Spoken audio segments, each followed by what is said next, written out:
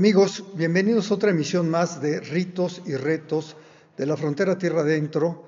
que transmite todos los martes en punto de las 3 de la tarde en esta, su estación, Cascabel Radio Social, que como ya lo saben, lo pueden sintonizar en el 92.1 de FM. Aquí estamos en Cascabel Radio Social, transmitiendo en el 92.1 de FM en este 16 de septiembre del año 2025. Hace 215 años inicia en un domingo, pero del 2010, la batalla, el primer ejército insurgente, arengado por Hidalgo en la parroquia de Nuestra Señora de los Dolores y acompañado por todos, la gran mayoría de los criollos de San Miguel el Grande en aquella época, que habían sido los actores principales precisamente de esta conspiración contra en aquel momento, la invasión francesa a España, y precisamente a partir de esta conspiración lo que se pretende es terminar con el mal gobierno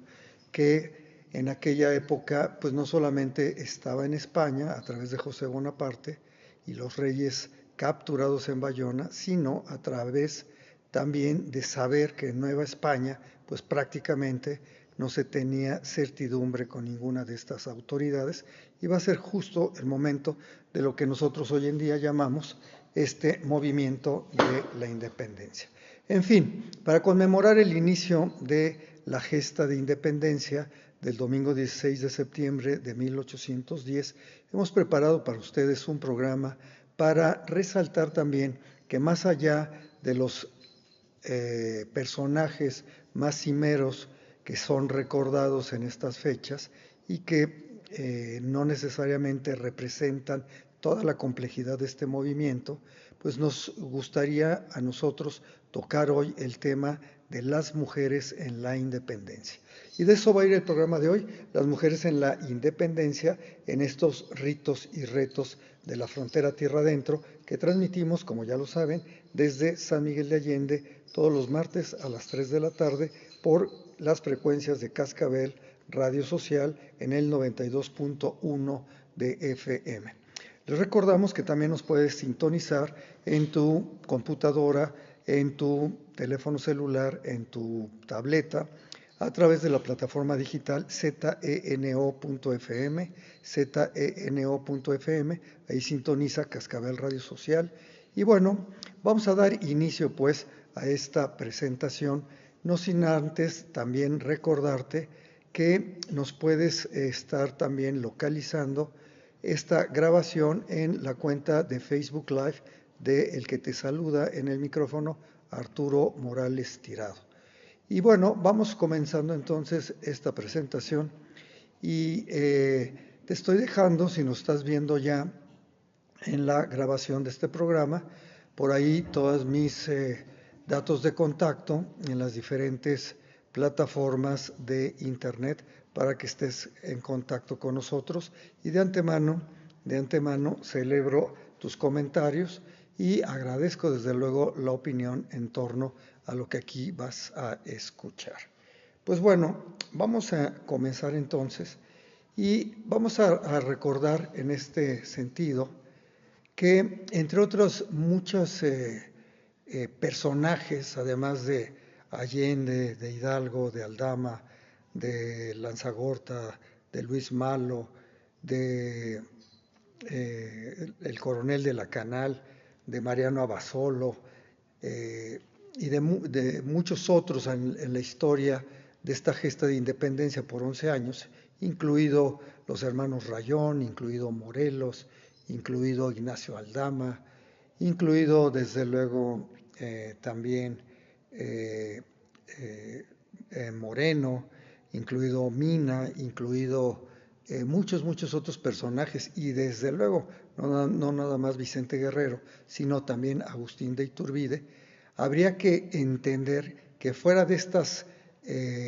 personajes más notorios, existió toda una masa que constituyeron ni más ni menos que el primer ejército insurgente. Justo ese primer domingo del año 1810, del 16 de septiembre, pues de haber salido 200, 300 personas de la comunidad, de la congregación de Nuestra Señora de los Dolores hacia San Miguel el Grande, es interesantísimo ver cómo básicamente en 2 paradas intermedias antes de llegar a San Miguel el Grande, pues se fue incrementando este primer ejército, vamos a llamarlo así, insurgente, básicamente con muchos de los peones trabajadores de las haciendas que o bien eran propietarios o bien manejaban muchos criollos, principalmente de San Miguel el Grande. Obviamente también estaban los de las haciendas de Dolores, ¿no? Como es el caso de Abasolo, pero hay otras en Dolores, por ejemplo, la gran hacienda de la R, que administraba la familia Malo, la familia del padre Miguel Malo y de el hijo Luis Malo, que por cierto vivieron en la casona que hoy se encuentra en San Miguel de Allende, justo donde está Posada Carmina. Bueno, les decía yo, salen 200, 300 personas de Dolores y es impresionante cómo en unas horas, al caer la tarde, ¿no? Prácticamente en unas 12 horas, 13 horas, van a arribar a la villa de San Miguel el Grande, pues cerca de 9,000, otros afirman que cerca de 10,000 personas que se fueron agregando a este primer ejército insurgente. Y pues bueno, va a entrar este ejército teniendo en la cabeza a Allende, a Hidalgo, al capitán también en aquella época todavía, que era Juan Aldama, entre otros, ¿no? Y como les decía, muchos otros criollos, entre los que estaban Lanzagorta, Luis Malo y muchos otros más que van a entrar a San Miguel el Grande aquel domingo 16 de septiembre, ya por la tarde al anochecer. Pero bueno, además vamos a saber de algunas mujeres que también fueron muy importantes y fueron cimeras. Obviamente, incluso en las arengas o en la reproducción de las arengas que hoy se interpretan en diferentes municipios a través de sus presidentes municipales, o bien en muchas cabeceras de estado a través de sus gobernadores y gobernadoras, o bien, en este caso, incluso desde el Palacio Nacional a través de los presidentes y las presidentas, vamos a llamarlo así, como le gusta que le digan a la actual, ¿no? Aunque sería literalmente correcto llamarle la presidente. Bueno, a través de estas arengas de ellos y ellas se menciona casi hoy ya como un ritual, como parte de un ritual oficial, a Josefa Ortiz, la corregidora de Querétaro. Pero fuera de ella, a veces se escucha quizá mencionar a Leona Vicario y quizá en Michoacán a la mejor a Gertrudis Bocanegra. Pero son realmente muy pocas las mujeres que se mencionan en esta gesta. Vamos a tratar de hacer un recuento de muy brevísima biografía de algunas de ellas para que tengan idea, primero, que muchas de ellas obviamente fueron importantísimas en esta gesta de independencia a través de 11 años, pero que también hay que comprender y hay que conocer y dimensionar que no solamente estuvieron al servicio de labores, vamos a decir, domésticas, que era la tradición en el 1810 que tuvieran las mujeres, sino que tuvieron también otras.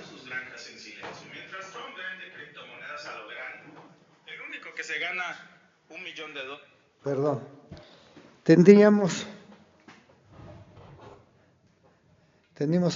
tuvimos aquí un problema técnico, pero bueno, vamos a seguir con el programa. Les comentaba yo entonces que vamos a tener muchos nombres de mujeres que tuvieron que ver precisamente con esta gesta de independencia, y les decía yo que no nada más en términos de tener, como era la costumbre, algunas actividades domésticas, o de enfermería, ¿no? Sino que también básicamente estuvieron en tres actividades. Unas, estas comunes, acompañando muchas veces a toda la tropa, acompañando a sus hijos, a sus esposos. Allí iban algunas de estas mujeres, pero algunas otras participaron directamente en la lucha armada y algunas otras también participaron financiando. Vamos a entender que en 1810, cuando arranca este movimiento de independencia, la sociedad de Nueva España era una sociedad muy, muy clasista. De acuerdo a algunos biombos que nos han llegado por algunos pintores brillantes del virreinato, como lo fue Miguel Cabrera, entre otros, pues podríamos observar hasta 33 diferentes clases. En términos generales, en aquel contexto, se hablaba de españoles peninsulares, españoles nacidos en Europa, y de españoles americanos o criollos. Y después de estas dos primeras clases, que eran los españoles y los criollos, venían las castas, más de 31 castas diferentes, que básicamente eran, al final de toda esta escala de castas, estaban los africanos, que en México, sin ser peyorativo, sino descriptivo, se les llamaba negros. Teníamos casi en la penúltima escala a los indios, que también así se les llamaba, hoy les dirían indígenas, ¿no? Y la mezcla de ellos, de los de origen africano con el resto, serían los mulatos, y después tendríamos la mezcla de los indígenas con las demás castas e incluso con las clases dominantes de españoles y criollos, tendríamos a los mestizos. Así pues, teníamos en el contexto de 1810 más de 33 por lo menos clases en esta Nueva España, con criterios hoy en día nos parecen desde luego súper absurdos y además sin ninguna base científica, pero bueno, aún todavía en el siglo XXI se sigue hablando de razas, incluso de clases, incluso en algunos lugares hasta de castas, en estos términos de la ignorancia galopante que todavía existe en este 2025. Pero todo esto, ¿por qué viene a colación? Porque vamos a ver que en general las mujeres que van a acompañar al ejército insurgente, en general van a ser gente mestiza o gente de indígena o bien de origen africano.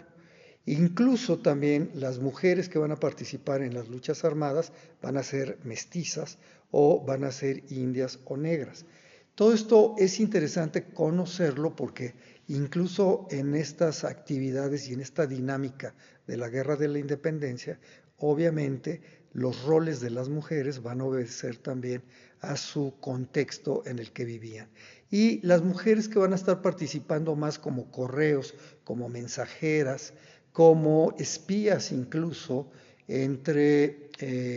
lo que se planificaba en el ejército realista y cómo estas informaciones pasaban a su vez al ejército insurgente, o financiando también todos estos ejércitos de una u otras formas, pues van a ser más bien mujeres criollas. Y estas mujeres criollas, pues obviamente van a obedecer también en ese rol a su condición en el contexto de 1810. Así, pues bueno, es muy diferente el papel que tuvo, por ejemplo, Josefa Ortiz, que ya lo mencionamos, o Leonora Vicario, que eran personas instruidas, eran mujeres que sabían leer y escribir. Bueno, la propia Leonora Vicario, a través del uso de la prensa, pues fue prácticamente una de las primeras periodistas mujeres en toda América, ¿no? Y no se diga en la Nueva España y en el México independiente. Pero por el contrario, había otras mujeres mestizas, por ejemplo, como fue el caso de Gertrudis Bocanegra, que ella, además de participar como espía y además de participar como correo, pues de muchas formas, también intervino ya directamente en estas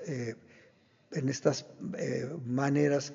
digamos, más activas dentro de los propios ejércitos que se iban formando en el centro del país en los años de la independencia. Les voy a dejar nada más aquí un recuento de los nombres y apellidos de algunas de estas mujeres que fueron importantísimas en la guerra de la independencia. Y junto con ellas, si nos da el tiempo, vamos a tratar de profundizar un poco más en su vida y en sus obras dentro de estos 11 años de guerra de la independencia que tuvimos en nuestro país, prácticamente a partir, ya no vamos a contar la conspiración, pero sí a partir del inicio del movimiento armado, un domingo 16 de septiembre de 1810, hasta la consumación formal propiamente de la independencia con la entrada del ejército trigarante y la firma también con el último virrey enviado a Nueva España, que se queda solamente en San Juan de Ulúa y va a firmar los tratados de rendición por parte de España o reconocimiento de esta lucha independiente. Los va a firmar O'Donoghue con Agustín de Iturbide, ni más ni menos, y todo esto con fecha el 27 de septiembre de 1821, 11 años después de que había iniciado esta gesta de independencia. Y bueno, les voy a mencionar algunos nombres para que tengan idea de la cantidad además de mujeres que están obviamente registradas con una parte emblemática en su biografía en esta lucha armada de independencia de 11 años, del 16 de septiembre de 1810 al 27 de septiembre del año 1821. Bueno, empecemos por Carmen Camacho, María Tomasa Esteves, Ana Iraeta, Gertrudis Bocanegra de Lazo de la Vega, Antonia Peña, La Costeña, Luisa Martínez, Manuela Herrera, Ana María y Trinidad Ortega, María Fermina Rivera, Manuela Medina, María Petra Teruel de Velasco, Manuela García de Bustamante, Micaela Montes de Allende, sí, Manuela García de Bustamante, esposa del historiador Bustamante, Micaela Montes de Allende, esposa de Domingo Allende, Rafaela López Aguado, María Josefa Martínez, Marcela, madre de los desvalidos, María Luisa Martínez de García Rojas, Altagracia Mercado, Mariana Rodríguez del Toro de Lazarín, Rita Pérez de Moreno, esposa de Pedro Moreno, compañero de Javier Mina, que tuvo una importante labor en esta parte noroeste del estado de Guanajuato y los altos de Jalisco. María Josefa Marmolejo de Aldama, claro, que tiene que ver con León también, Antonia Nava de Catalán, Catalina González, Rosa Jacinta de la Paz, María Manuela Molina, María Francisca Lafina, María Tomasa Esteves y Salas, Juana Barrera, María Josefa Anaya, Luisa Vega, Francisca Marquina de Ocampo y las que hemos citado, Josefa Ortiz, esposa del corregidor Domínguez en Querétaro, Leonora Vicario, a la postre que se casaría con Andrés Quintana Roo, activa en la imprenta, una mujer muy, muy interesante, y otros personajes también muy emblemáticos como María Ignacia Rodríguez, la Güera Rodríguez, por mencionar solamente algunas de estas mujeres que tuvieron un papel importante, preponderante, precisamente en esos años de la independencia. Y bueno, vamos a empezar con este recuento. ¿Qué les parece si empezamos? Pues claro, con Josefa Ortiz de Domínguez, que fue importantísima, obviamente desde la conspiración, pero va a ser clave también, entre otras cosas, en anunciar que ha sido descubierta el capítulo de conspiración en Querétaro cuando el capitán Arista delata oficialmente al corregidor que en la casa de los hermanos González, de Emeterio y se me va el nombre del otro hermano, pues bueno, han sido encontrados pues armas, armamento, y es precisamente a partir de este descubrimiento que, pues bueno, el corregidor Miguel Domínguez encierra a la corregidora, y la corregidora se tiene noticia de que va a escribir al menos 3 cartas, y a partir de esto va a alertar que ha sido ya descubierta la conspiración en Querétaro, y a partir de esta carta que va a llegar precisamente en la madrugada del 15 de septiembre, vía Ignacio Pérez vía Juan Aldama, ahí en la zona de Jalpa, en la zona de Lagunilla, y de allí hasta Dolores, pues se va a enterar Allende en la madrugada del 15, en la noche del 15, madrugada del 16, y bueno, se van obviamente a precipitar todas estas acciones, y precisamente todo esto va a culminar con el grito de Dolores, ni más ni menos. Y bueno, quisiera yo, les decía, tener una brevísima mención de todas ellas para de alguna forma mencionarlas. Les vuelvo a repetir, las mujeres básicamente para muchos historiadores participaron en términos de espionaje y redes de información, pero aquí también habría que agregar en la misma planificación de la propia inicio de la lucha armada. Y ese fue un papel que, donde fue actriz principalísima la mismísima Josefa Ortiz de Domínguez, la corregidora. Con el tiempo va a ser recluida, y aún así va a seguir financiando, va a seguir siendo también puente y correo con los hermanos Rayón, y a través de estos con el mismísimo Morelos, y va a ser parte bien importante en la continuación de la independencia después de la destrucción de este primer ejército, con la caída, la última batalla perdida en Puente de Calderón el 15 de enero del 1811, y con la ejecución de sus principales líderes en junio y julio del año 1811. Algunas otras, como les decía yo, participaron en la lucha armada, como pues Leona Vicario también, como María Rodríguez del Toro, criollas también interesantes, pero que también estuvieron en estas partes ya de mayor decisión armada, y desde luego como Gertrudis Bocanegra.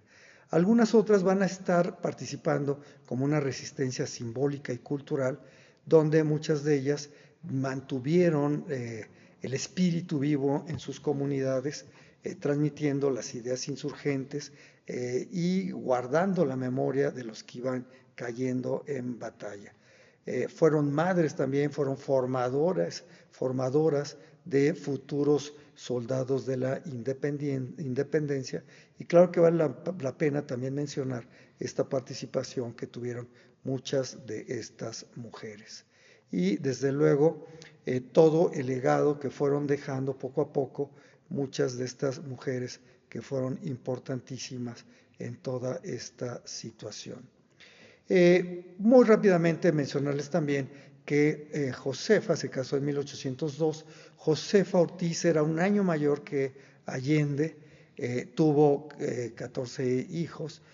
Una de las más grandes, pues bueno, ya para cuando ella está participando en estas conjuras de independencia, pues bueno, va a ser ya una de sus hijas mayores, pues va a ser ya una señorita casadera.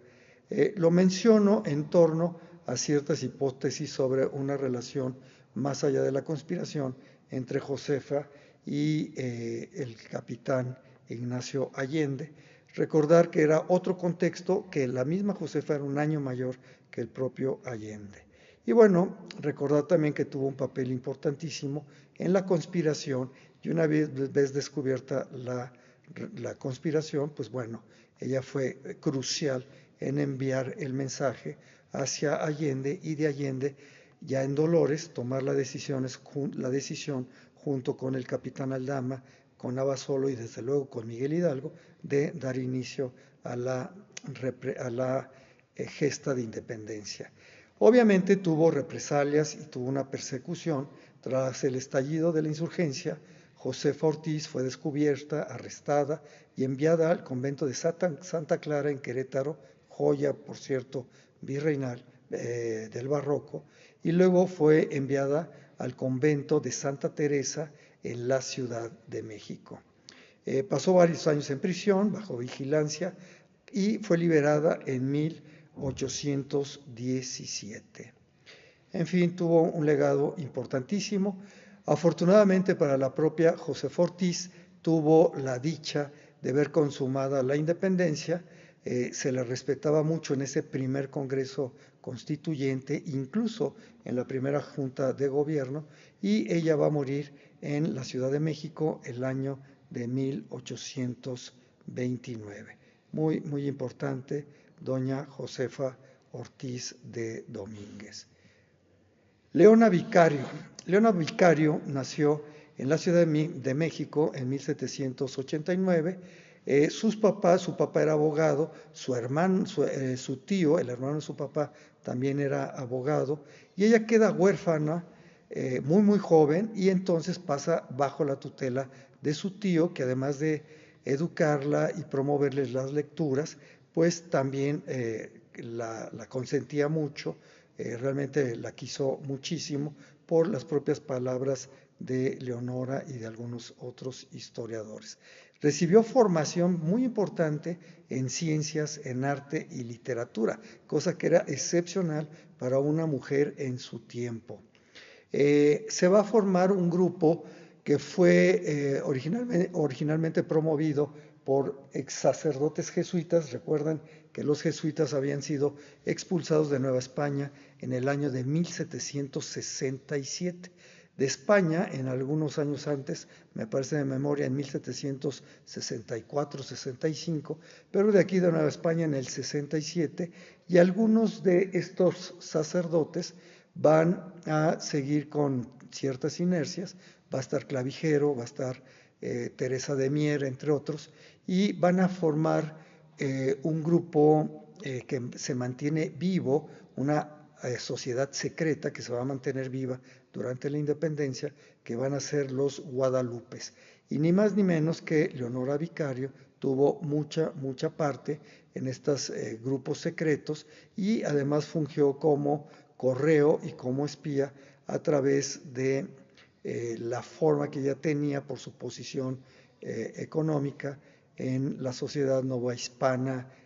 pro ejército realista, y entonces era espía y era a la vez correo entre estos grupos secretos como los Guadalupes y algunos otros líderes de la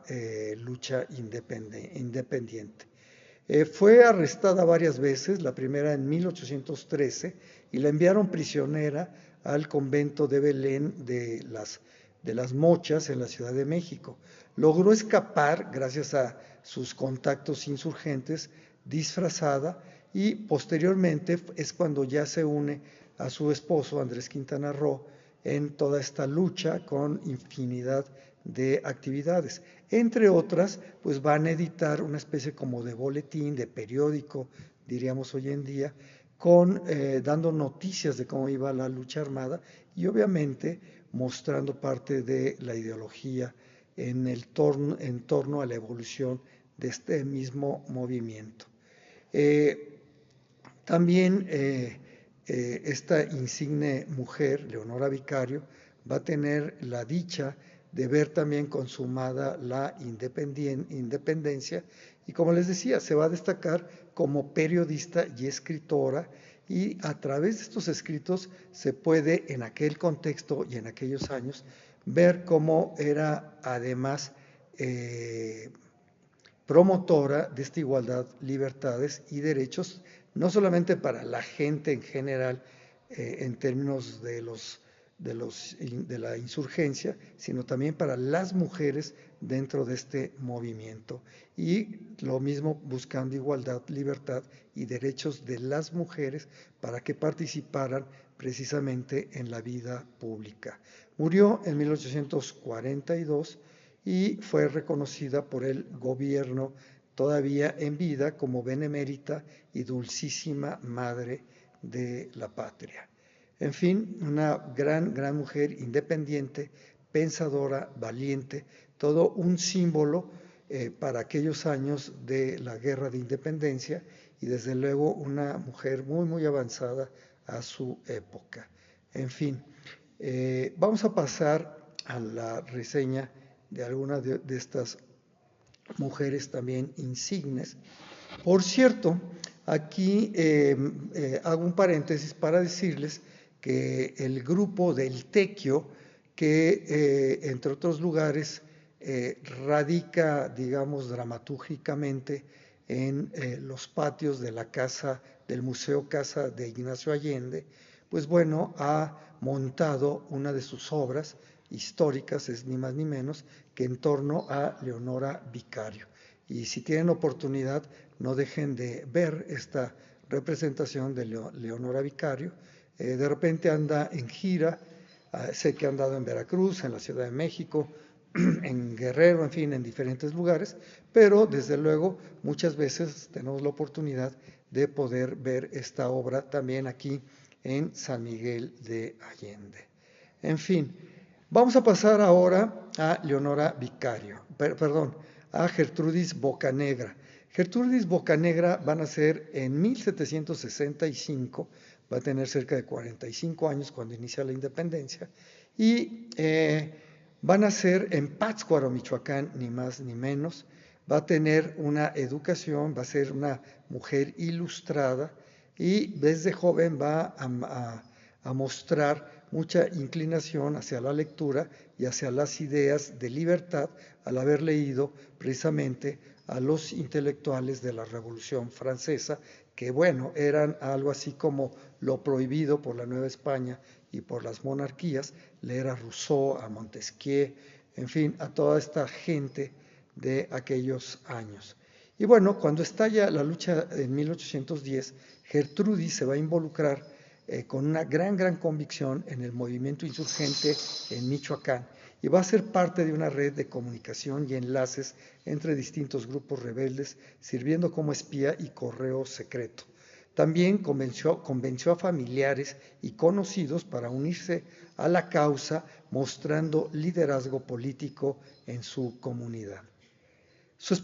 esposo, Pedro Advíncula de la Vega, y uno de sus hijos se unieron a los insurgentes y murieron en combate. Pese al dolor, Gertrudis continuó apoyando activamente la lucha, lo que muestra su compromiso profundo con la causa independentista. Gertrudis Bocanegra fue descubierta en el año de 1817, pero para entonces obviamente había apoyado desde los inicios este primer ejército insurgente de Aldama, de Allende, de Abasolo, de Hidalgo, y después cuando cae va a apoyar ahí mismo en Michoacán, pues ni más ni menos que a los hermanos Rayón, principalmente Ignacio Rayón, y a través de este vínculo con Ignacio Rayón, pues va a entrar en contacto con Morelos, ni más ni menos, y a partir de esto va a estar inmersa en toda esta gestión de las luchas en torno a Pátzcuaro y Michoacán. Va a ser fusilado en el 1815 Morelos y Gertrudis Bocanegra sigue avivando esta llama de la guerra de independencia en su región, en Pátzcuaro y en Michoacán, pero finalmente va a ser capturada en el 11 de octubre de 1817. En un juicio sumarísimo va a ser condenada a muerte y va a ser fusilada ese 11 de octubre de 1817 en una de las plazas principales de Pátzcuaro. A la fecha, precisamente en la plaza donde estuvo antiguamente el convento de San Agustín, y hoy en día se levanta la Biblioteca municipal, un edificio espléndido, como muchos que hay en Pátzcuaro, y por cierto, con un mural impresionante de Juan O'Gorman, contándonos precisamente toda la evolución cultural de los purépechas y después del pueblo de Michoacán en un mural excelso. Bueno, enfrente de este antiguo convento y templo de San Agustín se encuentra hoy en día, pues ni más ni menos que la Plaza Gertrudis Bocanegra, haciendo honor y alusión a esta mujer michoacana de Pátzcuaro que precisamente, pues bueno, fue fusilada el 11 de octubre de 1817, ahí mismo en Pátzcuaro. Perdió la vida esta mujer. Por eso Gertrudis Bocanegra va a ser recordada como ejemplo de determinación, resistencia y sacrificio. Una mujer que pagó con su vida la fidelidad a sus ideales. Desde luego, la historia de Gertrudis Bocanegra refleja la participación femenina más allá del apoyo logístico. Y, como les decía, hoy en día, pues bueno, no nada más en Pátzcuaro, sino va a haber en general muchos monumentos a esta gran e insigne mujer Gertrudis Bocanegra, una mujer culta, una mujer madre, esposa e insurgente que entregó todo, familia, libertad, vida, por la independencia de México. Y desde luego su figura es símbolo de coraje hasta hoy, de lealtad inquebrantable en nuestra historia nacional. Así que un honor hablar de Gertrudis Bocanegra. Les decía yo que en alguna sesión, que antes de que se iniciara esta gesta de independencia, hubo algunos otros intentos precisamente de que se tomara ya el poder cuando se sabe que José Bonaparte, espurio en el gobierno monárquico de la propia España, pues toma el poder desde mayo de 1808, es apoyado por el ejército francés que comandaba ni más ni menos que su hermano, el mismísimo Napoleón Bonaparte. Bueno, ya desde entonces va a estar primero la azonada que va a ser parte de ellos algunos diputados como el sacerdote Talamantes, como el licenciado Primo de Verdad y como el propio virrey Iturrigaray en aquel momento, donde dicen, bueno, pues si no tenemos un rey legítimo y una ley legítima, pues vamos nosotros tomando un poder legítimo aquí en la Nueva España. En fin, va a ser trágico el final de aquel movimiento. Uno de los principales empresarios, gente de mucho poder económico, Gabriel Yerto, va a ser el encargado precisamente de poner fin a esta zonada. Va a morir el licenciado Verdad en esta, va a ser incluso encarcelado precisamente Talamantes y va a ser preso en custodia el mismísimo virrey Iturrigaray antes de ser enviado a España. Aún así, vamos a tener algunos otros movimientos en la propia Ciudad de México para tratar de tener un gobierno legítimo en la propia Nueva España. Y ahí es donde entra la figura de Mariana del Toro Rodríguez, que fue una mujer de mucha entereza y coraje. Bueno, Mariana Rodríguez del Toro de Lazarín va a aparecer con frecuencia en algunos registros históricos, ya que fue clave en otro intento por tener un gobierno legítimo precisamente en la Ciudad de México. Después de todos estos capítulos va a venir, como les decía yo, el inicio de la Guerra de Independencia en 1810, el domingo 16 de septiembre, de la que ya hemos mencionado mucho. Van a caer en 1811 la mayor parte de este ejército y tras la captura y ejecución de estos cabecillas criollos, Allende, Aldama, Abasolo, Jiménez, Lanzagorta, Malo, el mismísimo Miguel Hidalgo, etcétera, y su ejecución, el último Hidalgo, él en julio de 1811, pues este ejército insurgente va a quedar muy, muy debilitado. Y en ese contexto, Mariana del Toro Rodríguez, en ese contexto va a tener el coraje, esta Mariana Rodríguez del Toro, para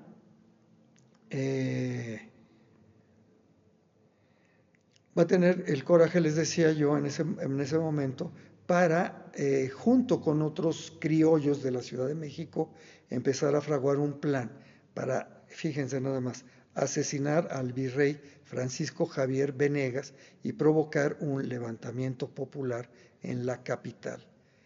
De esta forma, ella misma puso su casa y la convirtió en el centro de reuniones conspirativas en 1811, ya después del primer ejército insurgente, obviamente poniendo en juego su propia vida.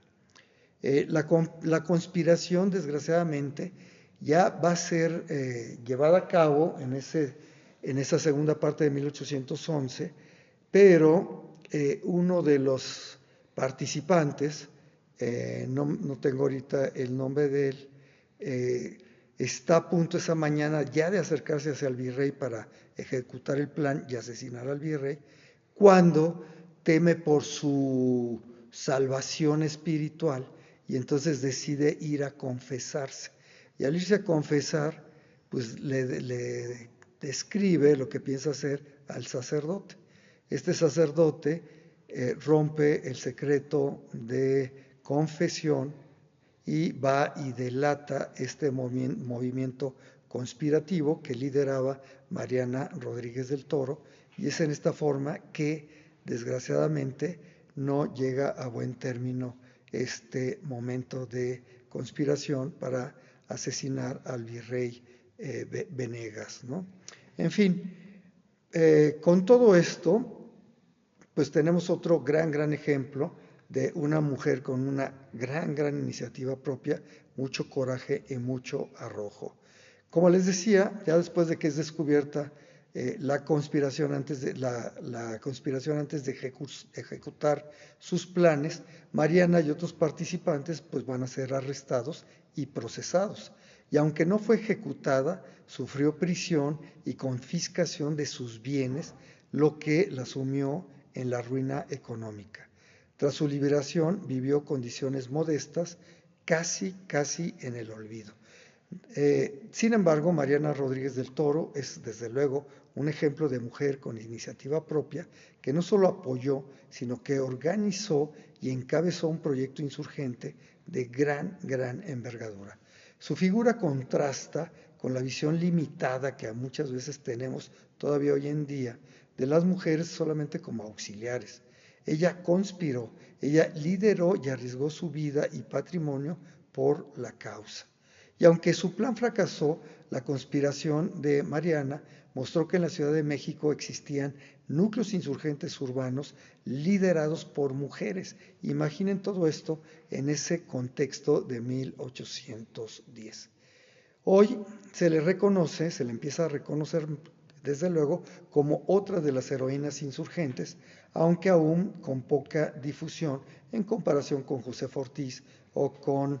Leonora Vicario, incluso Gertrudis Bocanegras, entre otras. Pero es importante que su memoria reivindique estos estudios recientes sobre la participación de las mujeres en la independencia. Bueno, ya se dieron cuenta que el tiempo pues nos va siempre arreando, nos va haciendo que vayamos muy rápido, ¿no? Y por eso vamos a pasar a otro personaje que fue muy importante en todo esto, y nos referimos precisamente a la famosísima Güera Rodríguez, la mismísima María Ignacia Rodríguez. Vamos a dar algunos datos sobre esta insigne también interesantísima María Ignacia Rodríguez la Güera, una vida también muy interesante muy compleja, y vamos con ella a dejar pausado hasta aquí esta referencia de las mujeres en la independencia, y vamos, si les parece bien, a seguir con esta serie la próxima semana, el próximo martes, en punto de las 3 de la tarde, en su programa Ritos y Retos de la Frontera Tierra Adentro, que transmite todos los martes en punto de las 3 de la tarde, Cascabel Radio Social, a través del 92.1 de FM en San Miguel de Allende. Les está saludando y acompañando en este martes 16 de septiembre. Viva México, vivan nuestros valores patrios. Les acompaña en el micrófono Arturo Morales Tirado, esperando que tengan una conmemoración en torno a estos valores patrios, de reflexión a los momentos que vivimos hoy en día y, de acuerdo a nuestro contexto, celebrar sobre todo con el ejemplo que nos han legado todos estos insignes héroes de la independencia, sin olvidar a las mujeres de la independencia. Bueno, ¿quién fue María Ignacia Rodríguez, la Güera Rodríguez? Pues bueno, María Ignacia Rodríguez de Velasco y Osorio Barba, más conocido como la Güera Rodríguez, fue una de las mujeres más célebres y complejas de la independencia de México. Nació en la Ciudad de México en el año de 1778. Contaba más o menos con unos 31 años cuando inicia el movimiento de independencia. Ella fue parte de las criollas privilegiadas en la Ciudad de México. Tuvo una gran fortuna y su familia gozaba de un enorme prestigio social en aquellos años en precisamente la sociedad de los criollos y españoles en la Ciudad de México. El apodo de la Güera hacía referencia a su piel clara y a su cabellera rubia, rasgos que la distinguieron en esa época. Ella se va a casar por primera vez muy joven con José Jerónimo López de Peralta, con quien va a tener una relación de escándalo y por lo tanto de separación, algo poco común en el virreinato. Pero recuerden que, de acuerdo a su posición, sobre todo económica, pues le va a ser posible el divorcio incluso eclesiástico, ya que va a alegar pues maltratos, incluso se alegaba hasta violencia física. Fue una mujer de mucho carisma, sobre todo por dos cualidades: desde luego su belleza, pero sobre todo su inteligencia. Y con estos dos atributos fue muy influyente en los círculos políticos y sociales de la Ciudad de México de aquellos años de la Guerra de Independencia. Y mantuvo a través de su vida contacto con figuras de primer orden. Vamos a mencionar a tres muy rápidamente, bueno, entre otros, cuando tiene su visita en la primera década del siglo XIX, pues ni más ni menos que Alexander von Humboldt, va a conocer a la Güera Rodríguez precisamente en la Ciudad de México. También en algunas visitas, pues va a conocer al mismísimo Simón Bolívar, esta Güera Rodríguez, y luego se le va a asociar muchísimo al final de la independencia, pues con el mismísimo libertador, no oficial, pero el que encabeza al ejército trigarante en su marcha triunfal, primero sobre la calzada de Tlacopan y luego desviándose precisamente por la calle de Plateros para pasar a un lado de la casa original de los marqueses de Jaral de Berrio y condes de San Mateo Valparaíso, que en aquella época ocupaba la mismísima Ignacia Rodríguez, la Güera Rodríguez. Y va precisamente a desviar esta marcha triunfal el líder de ese ejército, que era Agustín de Iturbide, precisamente para saludar a la Güera Rodríguez. Se dice que incluso con algunos plumajes del sombrero que usaba Iturbide en aquel momento. Y bueno, aunque no empuñó las armas, esta Ignacia Rodríguez,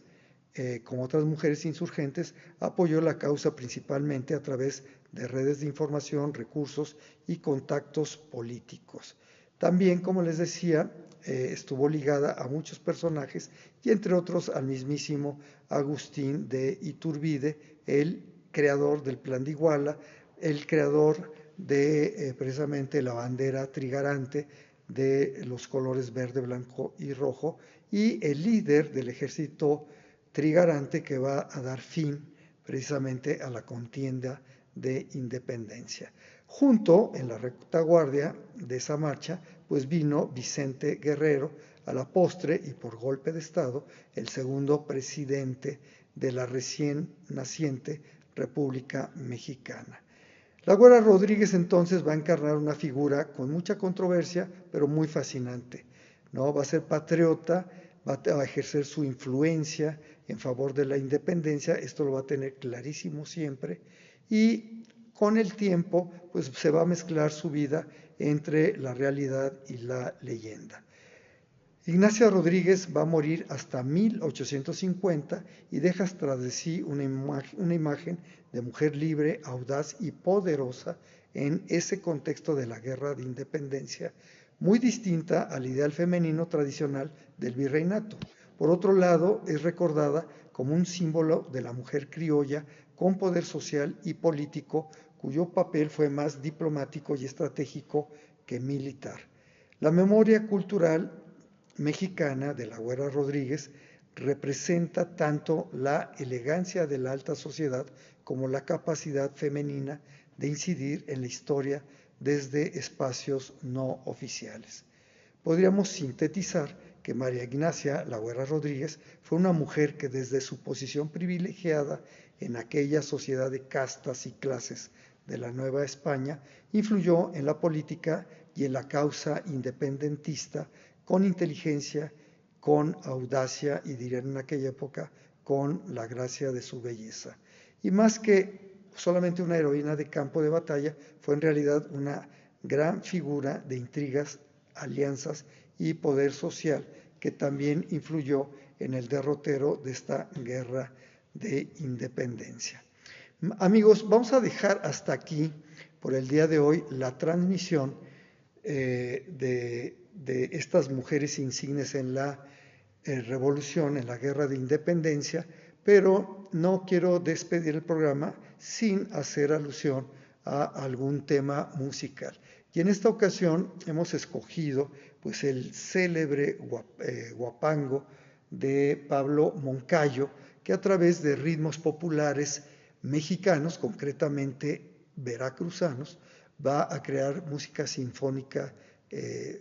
muy, muy célebre y celebrando lo mexicano desde lo popular. Pues bueno, vamos a despedir con esto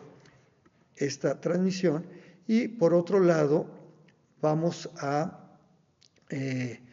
decirles que ojalá que en estos días de celebración patria también tengamos a bien tener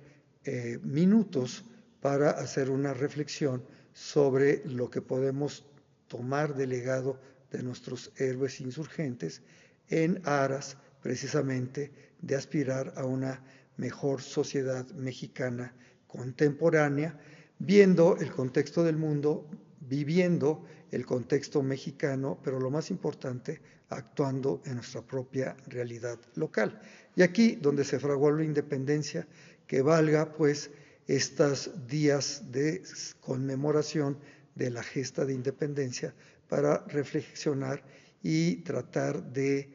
definir nuestro papel importantísimo en buscar una mejor calidad de vida con este espíritu de lo mexicano aquí en el lugar donde habitamos, en esta frontera tierra adentro, en este San Miguel de Allende.